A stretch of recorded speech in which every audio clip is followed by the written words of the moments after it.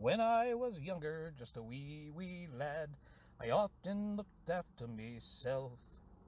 But soon bored of berries and grasses and such, I knew I needed more than an elf. Then I found a dragon, both fearsome and kind, who spoke to me over a flagon. His name was Sean, often took human form, and said, "Welcome to ovens and dragons."